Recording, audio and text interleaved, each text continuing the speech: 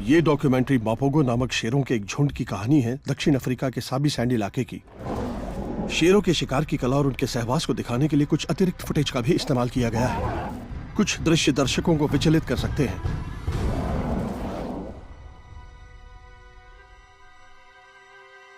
Film makers और field guides पिछले 16 सालों से शेरों के एक परिवार पर नजर रखे हुए हैं और उस परिवार के शेर मशहूर हुए मापोगो के नाम से। उन्होंने उनकी बड़ी असाधारण हरकतें देखी हैं और इस दौरान मापोगो अपने नए इलाके की तलाश में निकले और उसकी खोज भी कर ली। जैसे ही उन्होंने अपने पहले इलाके पर कब्जा जमाया, तब से ही खूनी खेल शुरू हो गया था। इन 6 शेरों ने जितने बड़े इलाके पर कब्जा जमाया था, उतने बड़े इलाके पर पहले कभी कोई शेर कब्जा नहीं कर पाया। उनका तरीका ही बड़ा हिंसक था। वो अपने सामने आने वाले हर खतरे को खत्म कर देते थे। हमारा अंदाजा है कि उन्होंने साल भर के अंदर करीब 100 शेरों को मार डाला था। मापोगो जितने हिंसक और खतरनाक शेर बहुत कम ही होते हैं। उनकी कहानी में हमें शेरों के एक स्याह पहलू को देखने का मौका मिलता है और जीने के लिए उनके संघर्ष का भी।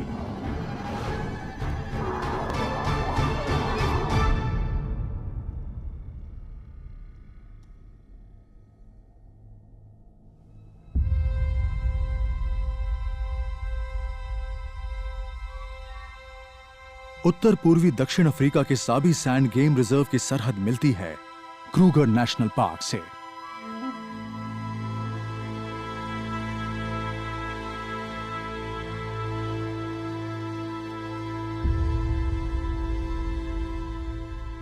येलोस्टोन से 2 गुना ज्यादा बड़े क्रूगर में जंगली जीवों की कमी नहीं है और वो रास्ता सीधा साबी सैंड इलाके तक जाता है।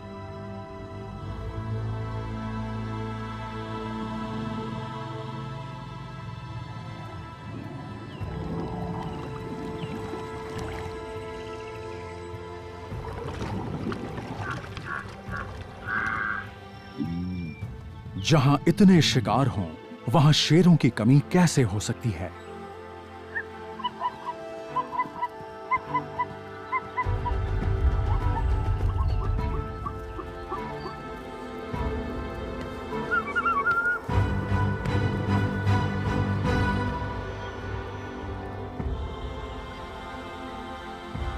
यहीं पर करीब 1 दशक के दौरान फिल्म मेकरों और फील्ड गाइडों ने मापोगो शेरों की जिंदगी का चरम देखा है।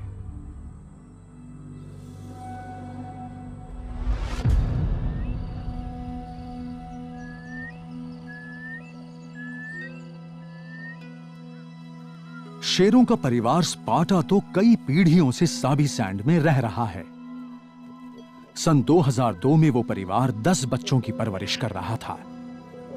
उनमें से 5 शेर थे।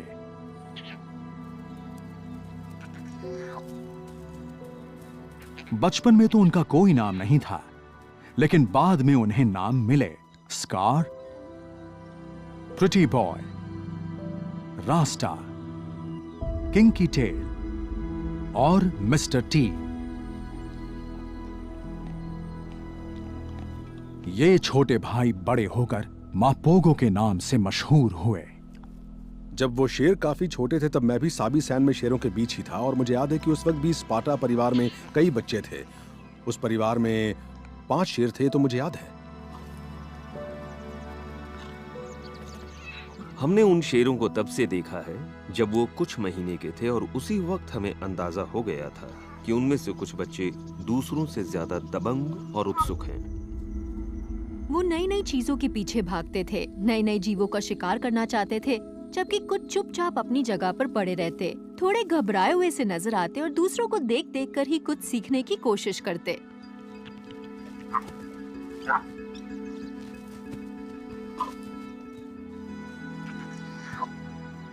उन सभी बच्चों में से मुझे सबसे अलग लगे थे दोनों सबसे छोटे भाई, मगर उनमें से भी एक कुछ ज्यादा ही दबंग था। वो बचपन से ही लीडर लगता था और उसके पीछे हमेशा उसका छोटा भाई तैयार रहता था।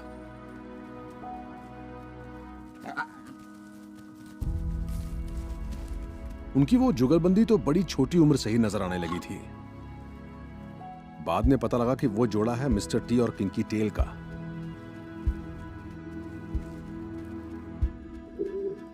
मापोगो परिवार के उन दो सबसे छोटे सदस्यों का सिर्फ वो रिश्ता ही उन्हें परिवार के दूसरे बड़े सदस्यों से अलग नहीं करता था। दोनों बच्चे बड़े ही खास थे। पूत के पांव तो पालने में ही नजर आने लगे थे।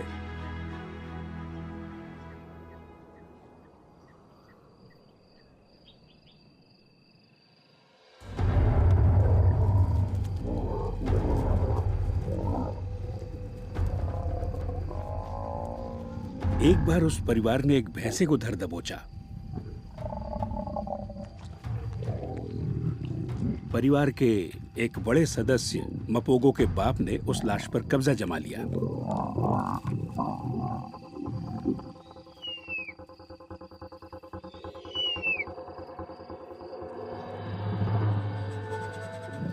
वो बेचारा उसकी लाश को पकड़े खड़ा था, जबकि ये दोनों नन्हे शेर जल्दी जल्दी उसे खाने में जुटे थे।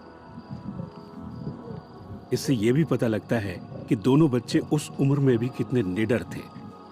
बाप अगर एक बार भी पंजा मार देता तो उनकी छुट्टी हो जाती। वो उस वक्त बहुत छोटे थे, मगर उनकी हरकतों को देखते हुए मैं कह सकता हूं कि उतनी बहादुरी दिखाने वाला या तो मिस्टर टी था या फिर किंकी टेल। जिन लोगों ने मापोगो बच्चों को छोटी सी उम्र में देखा था, उन्हें उसी वक्त अंदाजा हो गया था कि आने वाले दिनों में वो बेहद खतरनाक शेर साबित होने वाले हैं।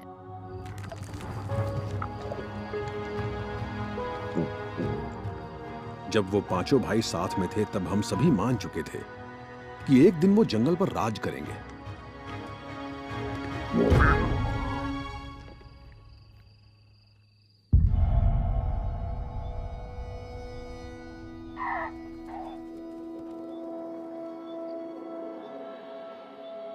आठ में से एक ही शेर वयस्क होने तक जी पाता है।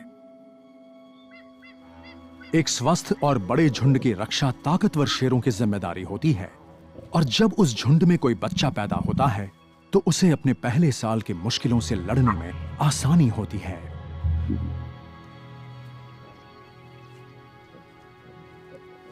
हम शेरों के परिवार को शेरनियों की वजह से प्राइड कहते हैं। शेरनियां आमतौर पर जिंदगी भर एक ही इलाके में रहती हैं और उनकी बेटियां भी बड़ी होकर उसी परिवार को आगे बढ़ाती हैं। इसलिए शेरों का एक प्राइड कई दशकों तक बना रहता है। मगर शेर एक दूसरे के साथ दोस्ती करते हैं और अपना एक अलग संगठन बनाते हैं, और वो अपनी जिंदगी में बहुत बड़े इलाके में घूमते हैं। इसलिए कई बार अपने जन्म की जगह से बहुत दूर भी पहुंच जाते हैं। मपोगो नाम से मशहूर हुए शेरों के बापों ने भी ऐसा ही एक संगठन बनाया था। वो वेस्ट स्ट्रीट के शेर थे और उन्होंने कई प्राइड्स पर कब्जा जमा लिया था। मुझे अच्छी तरह से याद है कि वेस्ट स्ट्रीट के शेर बड़े अच्छे बाप थे। वो बड़े सहनशील भी थे।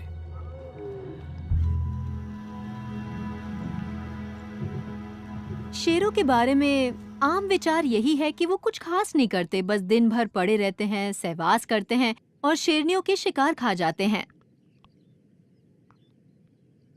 मगर मुझे तो लगता है कि एक प्राइड में शेर बड़ी अहम भूमिका निभाते हैं। वो अपने इलाके की गश्त लगाते हैं, बच्चों की हिफाजत करते हैं और शेरनियों की रक्षा करते हैं। किसी भी प्राइड के लिए शेरनियां बड़ी ही अहम होती हैं। वो पूरे परिवार को एकजुट रखती हैं। शेर तो आते जाते रहते हैं, मगर शेरनियां कई पीढ़ियों तक एक ही परिवार से जुड़ी रहती हैं, जिससे शेरों का परिवार सामाजिक रूप से मजबूत बनता है। दुनिया में बड़ी बिल्लियों में शेर बहुत सामाजिक प्राणी होते हैं, और जब वो साथ मिलकर काम करते हैं तब उनके परिवार से बेहतर कुछ और होता ही नहीं। वो सबसे दमदार होते हैं।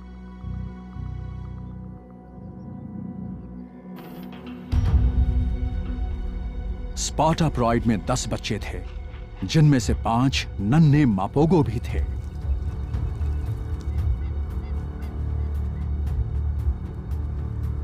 इतने बड़े परिवार के लिए शिकार भी बड़ा चाहिए, लेकिन स्पार्टा शेरनियों और वेस्ट स्ट्रीट के शेरों ने शिकार को नई बुलंदियों पर पहुंचा दिया था। जब किसी बड़े शिकार की बात आती है तब शेर बड़ी अहम भूमिका निभाते हैं। वो इन बड़े और खतरनाक जीवों का शिकार करने में मददगार साबित होते हैं।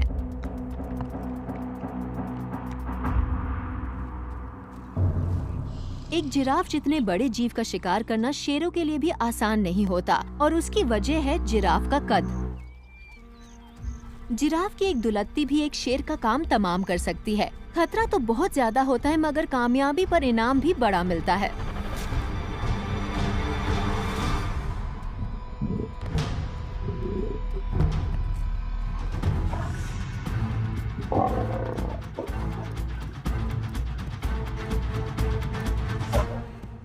अगर शेरनियां किसी बड़े जीव को दबोचने की कोशिश कर रही हों, तब शेर भी उनका साथ देने आ जाते हैं।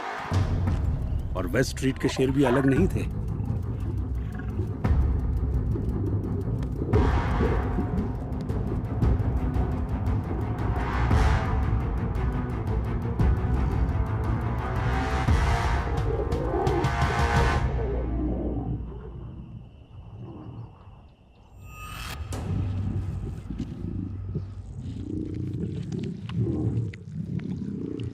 एक वयस्क नर जिराफ का वजन करीब 1300 किलो तक होता है और उससे स्पार्टा प्राइड कई दिन तक अपना पेट भर सकती है।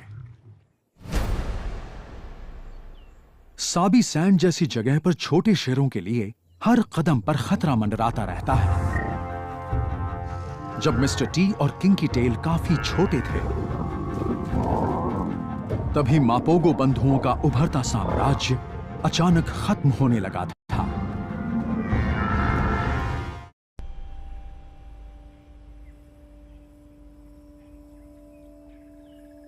सन 2003 में मापोगो बंधु यानी Mr T, Kinky Tail, Rasta, Pretty Boy और स्कार 6 महीने से लेकर 1.5 साल तक के थे।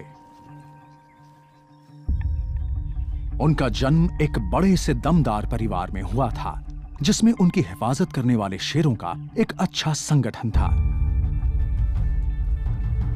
उनकी माएं स्पार्टा प्राइड की शेरनियां बड़ी खतरनाक शिकारी थीं।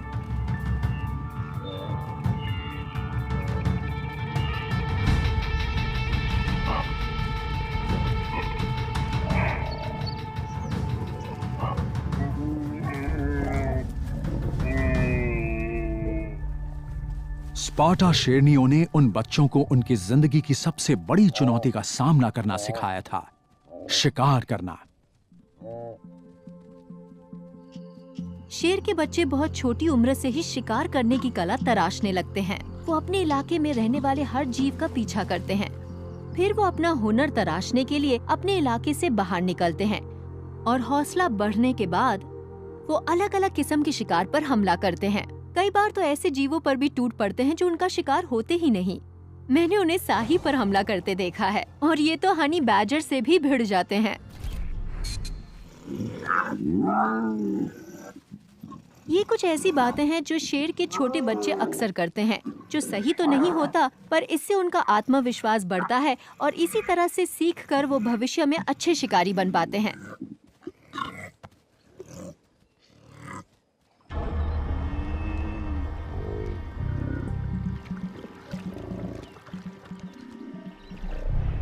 मापोगो बंधुओं को तो भविष्य में ज्यादा बड़े और दमदार शिकारों का शिकार करना था, खासकर अफ्रीका के सबसे खतरनाक जीव जंगली भैंसों का।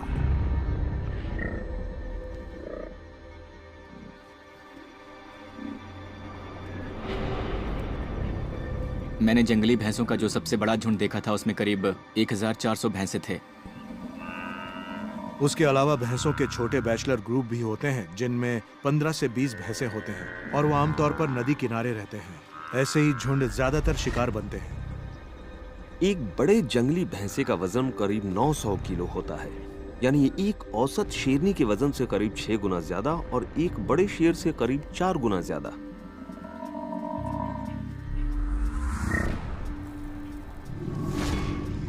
भैंसों के सींग मुड़े हुए और नुकीले होते हैं। वो शेरों को सींगों से बहुत नुकसान पहुंचा सकते हैं।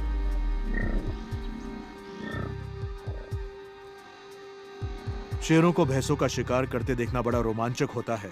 लेकिन हर बार शेरों के घायल होने या मारे जाने की संभावना 50-50 होती है। आमतौर पर वो एक बार में एक ही भैंसे के पीछे भागते हैं, लेकिन अगर वो किसी अकेले भैंसे को पकड़ भी लेते हैं तो वो बहुत तेज शोर मचाता है और इस तरह से आवाज लगाकर वो अपने लिए मदद बुलाता है। उसकी गुहार सुनकर दूसरे भैंसे भी उन शेरों पर हमला करने आते हैं जो एक अकेले भैंसे को दबोचे रहते हैं। जरा सोचिए तब क्या हालत होगी जब भैंसों का पूरा झुंड टूट पड़े। हजारों हजार किलो के ये भैंसे बड़े ही आक्रामक तरीके से आतंक की दीवार की तरह शेरों पर टूट पड़ते हैं।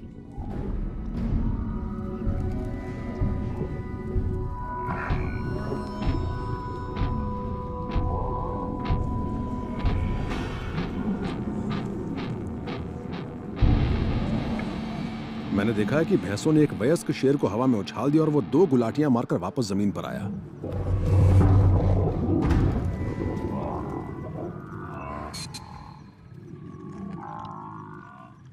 इतने खतरों के बावजूद ये नन्हे मपोगो बंधु इतने बड़े शिकार को ठिकाने लगाना तभी सीख पाएंगे जब ये खुद बड़ों के साथ शिकार में शामिल हों। शेर के बच्चे अपने परिवार से सबसे अहम सबक सीखते हैं। वो सीखते हैं कि आने वाले दिनों में वो कैसे किसी बड़े शिकार को दबोच सकते हैं और इसके बाद ही वो बड़े होने पर ज्यादा दमदार और स्वस्थ भी होते हैं। स्पार्टा प्राइड अक्सर शिकार पर परिवार के बच्चों को भी ले जाता है और बच्चे भी बड़ों से ज्यादा दूर नहीं रहते। 100 में से 90 बार तो यही होता है कि जंगली भैंसे शेरों पर जवाबी हमला करके उन्हें खदेड़ देते हैं।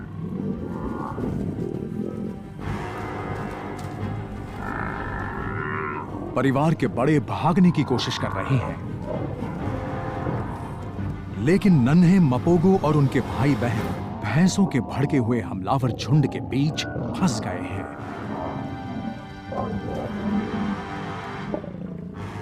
जब भैंसे हमला करते हैं तो लगता है जैसे वो सामने खड़ी बड़ी से बड़ी दीवार भी गिरा देंगे और तब शेर भी उनसे दूर भागते हैं।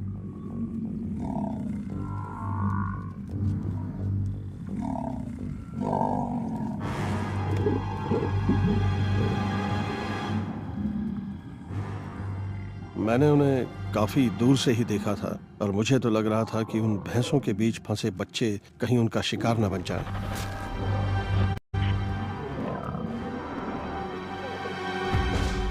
जंगली भैंसों का एक बड़ा झुंड झाड़ियों में छिपे शेर के बच्चों की तलाश में जाता है और जैसे ही कोई बच्चा मिलता है वो उसे उछाल देता है और पैरों तले रौंद डालता है। वो तो उसे अपने सींग से भी गोदने की कोशिश करते हैं, मगर आमतौर पर अपने पैरों से उछालते रहते हैं और फिर उन्हें रौंद कर मार डालते हैं। मुझे अच्छी तरह याद है कि जब स्पार्टा प्राइड के कुछ बच्चे मारे गए थे तब पूरे परिवार में मातम छा गया था।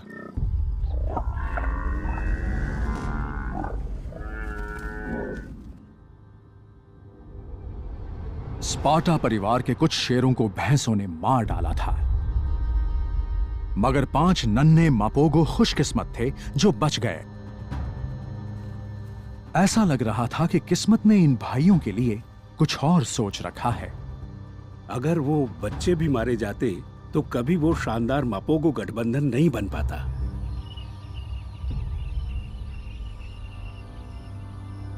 Mister T, Kinky Tail, Rasta, Scar और प्रिटी बॉय ने हर चुनौती का सामना किया और अपनी जिंदगी का पहला बेहद मुश्किल साल बिता लिया।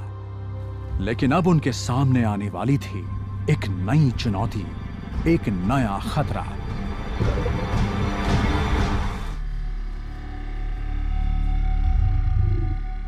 सन 2003 में स्पार्टा प्राइड के इलाके में एक अनजान शेर घुस आया। जब किसी इलाके में कोई नया शेर आता है तब परिवार के छोटे बच्चों के लिए खतरा बढ़ जाता है। कोई शेर किसी इलाके पर कब्जा जमाने के बाद सबसे पहले हर बच्चे को ही मारता है। मगर नन्हे मापोगो बड़े खुशकिस्मत थे। किसी ने इसकी उम्मीद भी नहीं की थी, पर घुसपैठिए ने उन बच्चों को नहीं मारा। इलाके में आया नया शेर भी अपनी जान बचाकर भागा था। असल में स्पार्टा शेरनियों और वेस्ट स्ट्रीट के शेरों ने उसे अपने परिवार में शामिल कर लिया था। हमने जो भी देखा था वो मेरे ख्याल से शायद पहली बार हुआ था।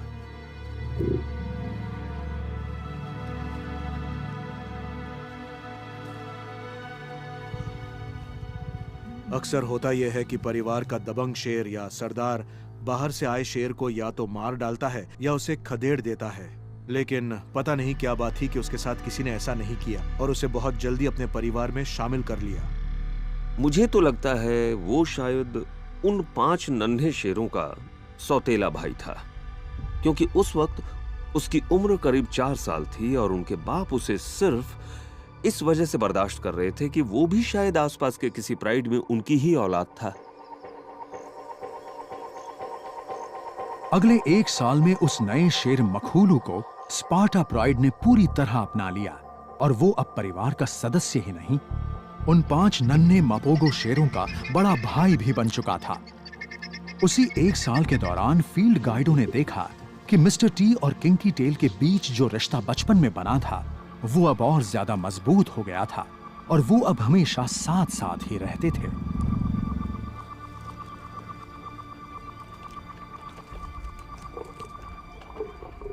मिस्टर टी ज्यादा दबंग था और किंकी टेल उसका वफादार सिपाह सालार बन चुका था।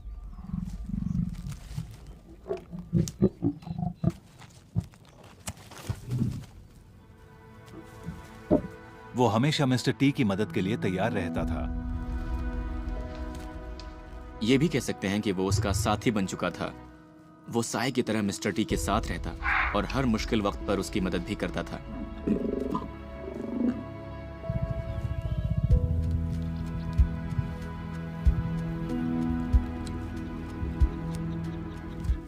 उन दोनों के बीच बड़ा ही कमाल का रिश्ता बन चुका था। उन्हें साथ रहना बहुत पसंद था और ये बहुत बड़ी बात थी।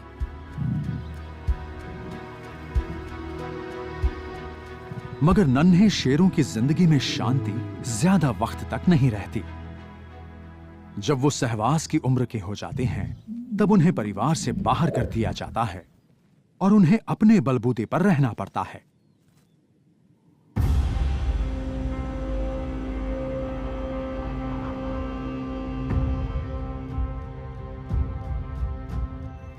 सन 2004 में 5 नन्हे मापोगो के साथ उनसे 2 साल बड़े मखूलू को भी उनके पिताओं ने अपने प्राइड से खदेड़ दिया।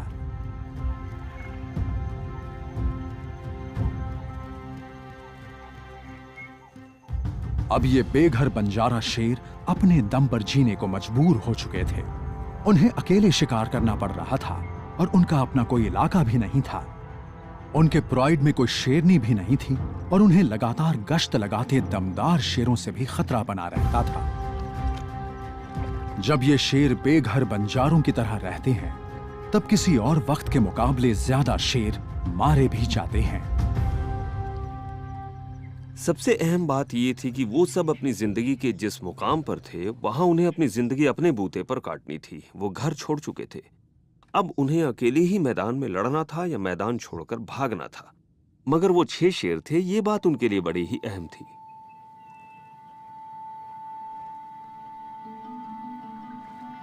साथ रहने की वजह से ये 6 शेर हर मुश्किल चुनौती का सामना ज्यादा आसानी से कर सकते थे।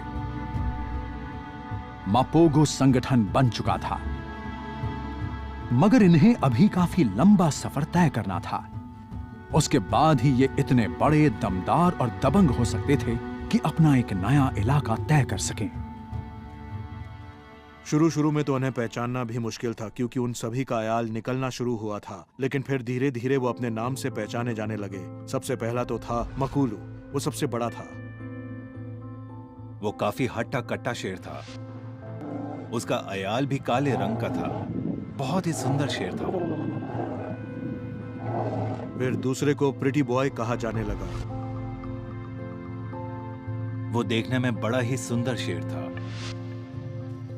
उसके बाद स्क्यूस्पैन था या जख्म के निशान वाला शेर। उसकी पीठ पर बाएं कूल्हे और रीढ़ की हड्डी के बीच एक गहरा निशान था। चौथे का नाम था रास्टर ऑफ ड्रेडलॉक। उसके अयाल में कुछ फंसा हुआ था जिसकी वजह से वो सचमुच ड्रेडलॉक लगता था। Mister T. उसका आयाल बहुत ही सुंदर था। और छठा था किंकी टेल। ये थे 6 मापोगो।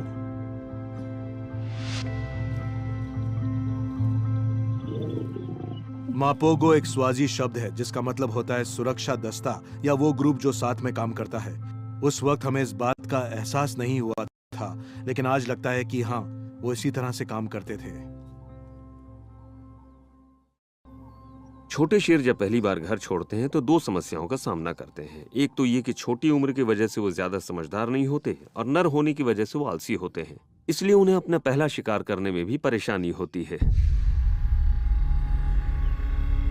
मापोगो बंधुओं को इससे पहले कभी किसी बड़े जानवर का शिकार खुद नहीं करना पड़ा था। जीने के लिए उन्हें सबसे पहले तो शिकार करना पड़ेगा।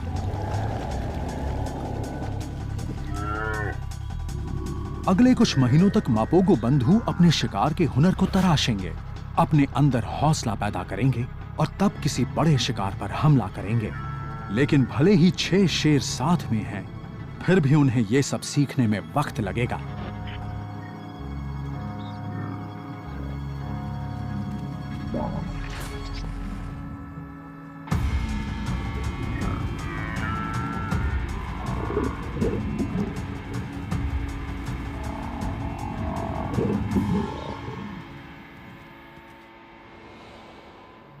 ये आमतौर पर मौके का फायदा उठाते हैं और जहां भी कोई लाश मिल जाती है, ये टूट पड़ते हैं। कई बार ये शेरनियों को भी खदेड़ देते हैं ताकि जल्दी से अपना पेट भर सके। लेकिन जब आसपास कोई दबंग और तेज तर्रार शेर होता है, तब इन मापोगो बंधुओं को अपनी जान बचाकर भागना पड़ता है।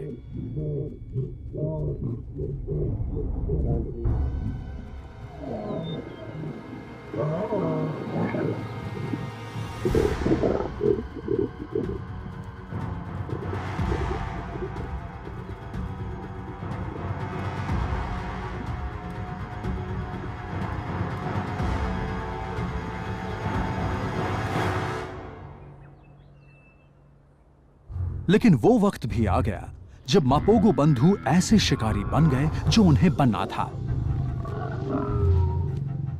वो भैंसों पर ज्यादा हमले करने लगे थे, लेकिन उन्होंने दरियाई घोड़ों को भी नहीं छोड़ा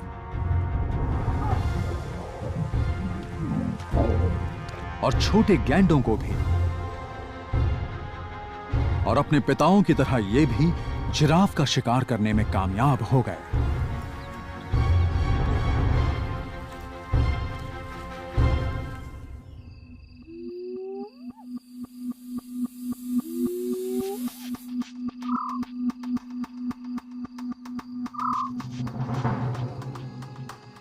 उनकी सबसे बड़ी खूबी यही थी कि वो साथ मिलकर ही शिकार किया करते थे।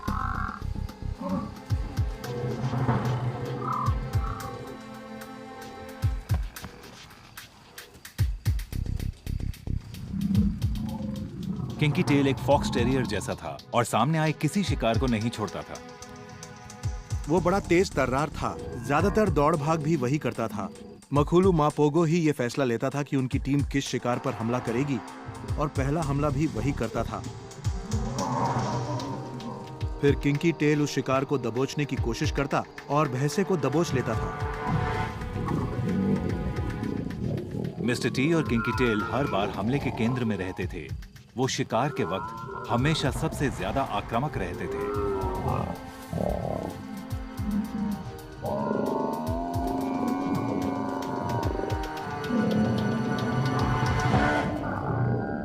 सच तो यह है कि इन शेरों ने भैंसों का शिकार करना सीख लिया था, जो इनकी कामयाबी के लिए बहुत बड़ी बात थी। वो अब काफी बड़े और दमदार हो चुके थे।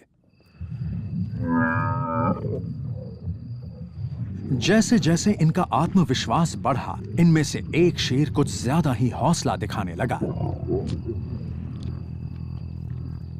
किसी शिकार के बाद जब वो उसे खाने लगते थे तो मिस्टर टी अक्सर बाकी सबसे कहीं ज्यादा आक्रामक लगता था। वो किसी भी शिकार को नहीं छोड़ता था, भले ही उसके लिए उसे अपने भाइयों से ही क्यों ना लड़ना पड़ता।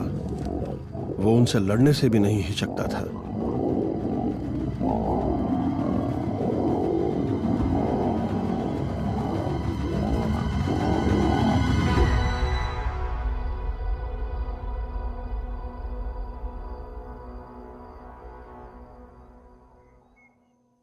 मिस्टर टी भले ही सबसे छोटा था, फिर भी वो पूरी टीम पर अपना दबदबा बनाने की पूरी कोशिश करता था। लेकिन उसके सामने एक बहुत बड़ी बाधा खड़ी थी। मपोगो बंधुओं में मखोलू के अयाल का रंग सबसे गहरा था और वही उनमें सबसे दबंग भी था। स्याह रंग के अयाल वाले शेर बड़े ही दबंग होते हैं। उनमें टेस्टोस्टेरोन ज्यादा होता है। जब भी दो शेरों का मुकाबला होता है तब यही माना जाता है कि काले अयाल वाला शेर सुनहरे अयाल वाले शेर को हरा देगा। शुरुआत में तो यकीनन मखोलू ही सब पर हावी था। वही सबका बॉस था। उसने बाकी पांचों को दूर कर रखा था।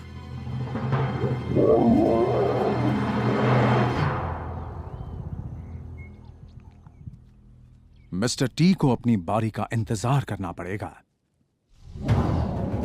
मखोलू के नेतृत्व में ये 6 बंजारे शेर आत्मविश्वास से भरे खतरनाक शिकारी बन चुके थे। अब इनका गठबंधन अपने इलाके पर कब्जा जमाने को तैयार था। हमें बहुत बड़ा बदलाव आने की उम्मीद तो थी, लेकिन इतने बड़े पैमाने पर हिंसा होगी ये पता नहीं था।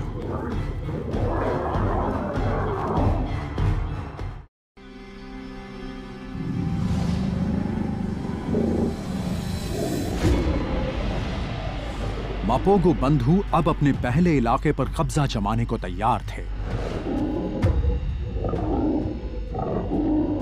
सन 2006 में मखोलू के नेतृत्व में पांचों भाई Pretty Boy, Scar, Rasta, Kinky Tail और मिस्टर टी पूरे इलाके में आतंक मचाने को तैयार थे।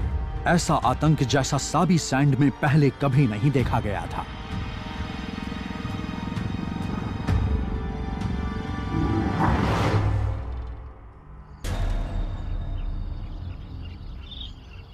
ज्यादातर फील्ड गाइडों ने तो पहले कभी 6 शेरों को एक साथ देखा भी नहीं था। मुझे वो दिन याद है जब मैंने पहली बार साथ में देखा था। उस रोज वो सुबह सुबह झील में पानी पीने आए थे। मैं समझ गया था कि वो पानी पीने जा रहे हैं, इसलिए मैंने अपनी कार उसी हिसाब से वहीं रोक ली थी। कुछ ही देर बाद वो वहां एक एक करके पानी पीने आने लगे और फिर वहां 6 के 6 शेर साथ में पानी पी रहे थे। मुझे तो आज भी यकीन नहीं आता। ये मेरी आज तक की बेहतरीन फोटो है।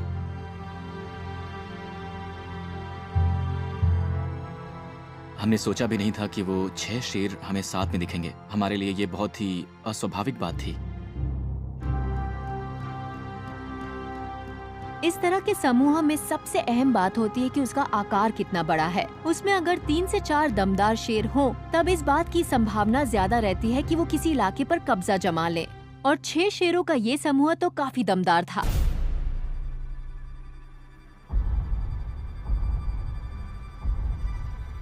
मापोगो बंधु किसी भी इलाके पर सिर्फ अपने दमखम से ही कब्जा जमा सकते थे और उनका पहला मुकाबला बड़ा ही अहम साबित होने वाला था। सन 2006 में मापोगो बंधु साबी सैंड के उत्तरी इलाके में पहुंचे, जहां राज था 4 दबंग शेरों का।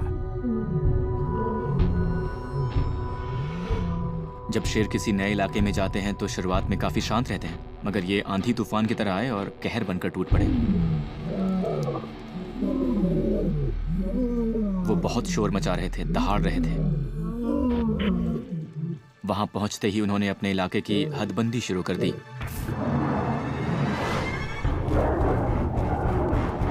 उत्तर के शेरों ने अपने इलाके और परिवार की हिफाजत शुरू कर दी।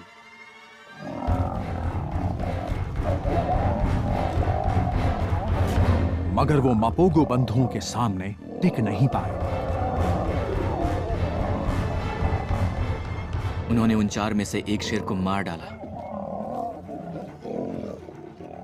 और बाकी बचे 3 शेर वहां से भाग खड़े हुए।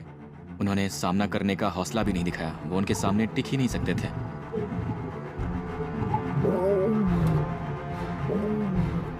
आखिरकार मापोगो बंधुओं ने काफी बड़े इलाके पर कब्जा जमा लिया।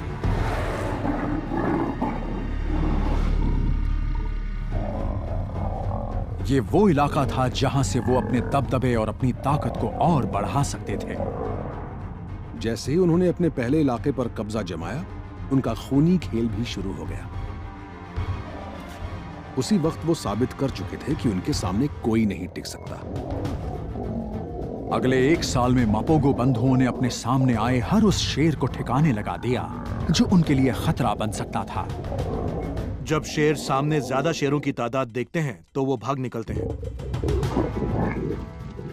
और वहां के शेरों ने भी यही किया, क्योंकि अगर वो पकड़े जाते तो जान से जाते।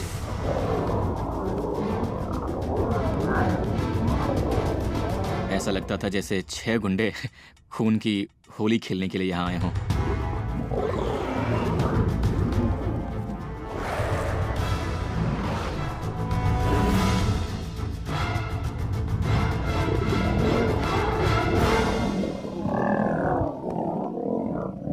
जैसे जैसे उनका आत्मविश्वास बढ़ रहा था, उनका इलाका भी बढ़ता जा रहा था। उसकी बड़ी वजह यह थी कि वो दूसरे शेरों को क्रूगर की ओर खदेड़ते जा रहे थे और अपना इलाका बढ़ा रहे थे।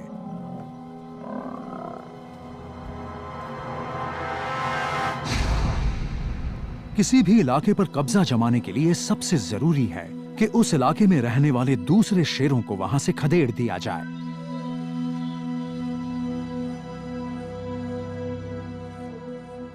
हमें फिक्र थी। उन इलाकों में कई परिवार बसे थे, उनमें बहुत से बच्चे भी थे। उन परिवारों में रह रहे बच्चे 6 से 8 महीने के थे और हम उन्हें अच्छी तरह जानते थे। वो अपने रंग में आने ही लगे थे कि तभी उन्होंने उन पर हमला कर दिया।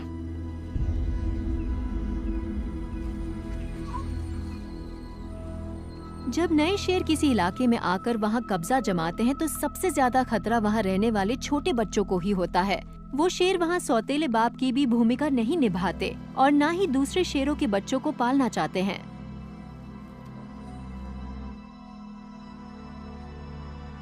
शेर जब किसी इलाके पर कब्जा जमाते हैं तब वो सबसे पहले तो वहां रहने वाले परिवारों के बच्चों को मारते हैं, फिर उस शेरनी को भी जो अपने बच्चों की हिफाजत के लिए ज्यादा जोर लगाती है।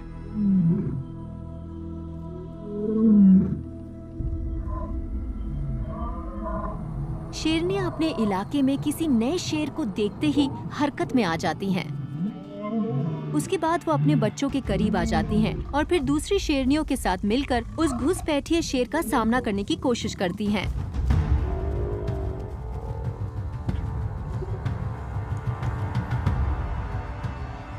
अगर बच्चे थोड़े साहसी हुए तो शेरनी उन्हें लेकर कहीं और चल पड़ती है ताकि उस घुसपैठिए से संघर्ष न करना पड़े। अगर बच्चे लाचार और मजबूर हों तो शेरनी को शेर का सामना हर हाल में करना ही पड़ता है।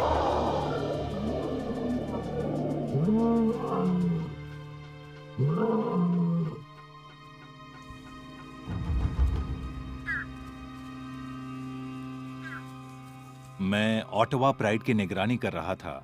उस प्राइड में 3 शेरनियां और 11 बच्चे थे।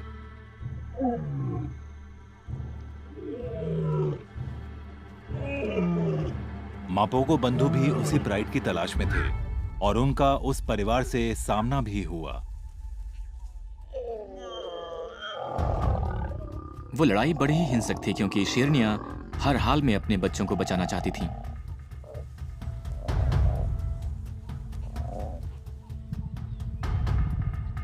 उसका गुस्सा बहुत ही जबरदस्त था। शेरनियां अपने बच्चों की जान बचाने के लिए आखिरी दम तक लड़ती हैं।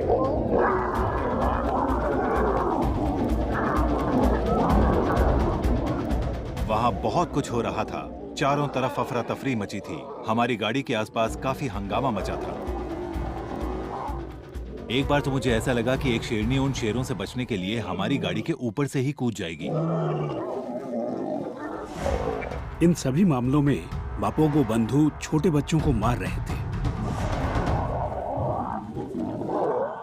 शेरनियां अपने बच्चों को बचाना चाहती थीं, लेकिन मापोगो बंधु उनके ऊपर भी भारी पड़ रहे थे।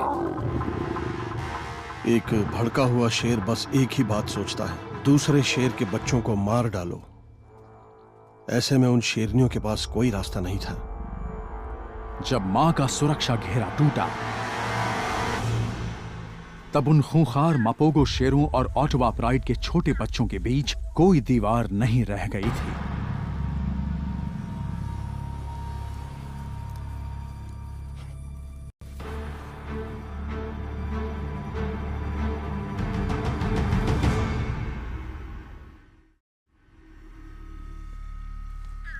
अगर 6 खूंखार शेर किसी के पीछे पड़े हों तो उनसे अपने बच्चों को बचा पाना बहुत मुश्किल होता है, और वो बच्चे तो मजबूर थे, कमजोर थे।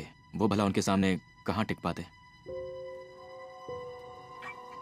पूरे ऑटवा प्राइड में मेरे ख्याल से 11 बच्चे थे, उनमें से एक भी नहीं बचा।